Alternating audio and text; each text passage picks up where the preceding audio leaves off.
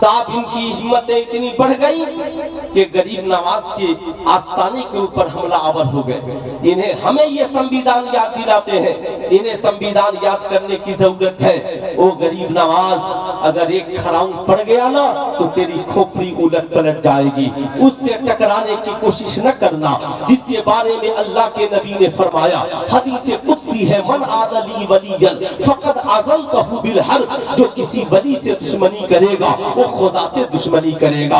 याद रखना, ये ताकत हजरत ख्वाजा गरीब नवाज से टकराने का अजीब इत्तेफाक है। साहब यहाँ ओथा नहीं था, फला ओथा नहीं था। मैं भी कहता हूँ ओ भारत के ढोंगी लोगों, तुम कहते हो फला जगह हम थे आप नहीं थे, फला जगह हम थे आप नहीं थे। अरे इंसानियत का वजूद तो हजरत आदम अलैहिस्सलाम से है, और आदम अलैहिस्सलाम मुसलमान थे।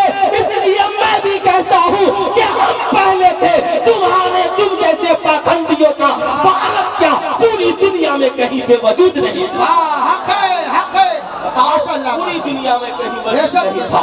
लेकिन मैं अपनी कौम के नौजवानों से कहूंगा, मैं आपको जज्बात दिलाने नहीं आया हूं कि आप उठिए और गोलियां चला दीजिए। मैं आपको ये जज्बात दिलाने के लिए नहीं आया हूं आप उठिए और किसी के ऊपर बम बरसा दीजिए। याद रखिएगा, आज कुछ लोग साहब हमारी कौम की बेटियों के नकाब वाली तस्वीरें फेसबुक पर डाल रहे हैं और पत्थर उनके हाथ में है और दिखला रहे हैं कि ये भारत की हिंदू बेटी है जिसने लाखों पदक जीतकर इंडिया को दिए हैं।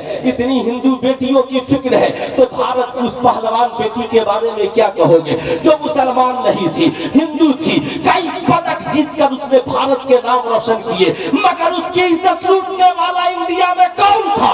क्या कोई मुसलमान था? क्या कोई कलमा पढ़ने वाला था? क्या कोई गरीब नवाज का मानने वाला था? नहीं, तुम्हारे ही लीडर थे जिन्होंने उस लड़की की इज्जत लूटी थी और दिल्ली के इंडिया गेट पर बैठकर अपनी इज्जत की गुहार लगाती रही, मगर उसे टांग कर पुलिस वालों ने फेंक दिया और उसकी एक सुनवाई नहीं हुई। मैं कहता हूँ ये इस्लाम है, इस्लाम। पत्थर की बात करते हो, अरे हम तो उस नबी के मानने वाले हैं, पत्थर चलाने वाले को मुसलमान नहीं बल्कि नबी का किरदार देखो। पत्थर चलाना मुसलमानों का किरदार नहीं, ताइफ का मैदान है। मेरे नबी इस्लाम की तबलीग के लिए गए हैं, अल्लाह की वहदानियत की गुफ्तगू हो रही है। ऐ ताइफ के लोगों, कलमा पढ़ लो, सच्चाई के राह पे आ जाओ, करोड़ों माबूदाने बातिला को छोड़ दो, बदले में पत्थर चलाए जा रहे हैं। मुस्तफा करीम के नालैने मुबारक खून से भर गए हैं। सोचो, जरा सा जिस्म जख्मी है, चलने की सलाहियत सकत बाकी नहीं है। एक बागीचे में बैठ जाते हैं, इतने में फरिश्ते हाजिर होते हैं, कहते हैं या रसूल अल्लाह, अगर आपकी इजाजत हो जाए तो इस पहाड़ को उन पे पलट दिया जाए। या रसूल अल्लाह, आपकी इजाजत हो जाए तो इनको निस्तो नाबूद कर दिया जाए।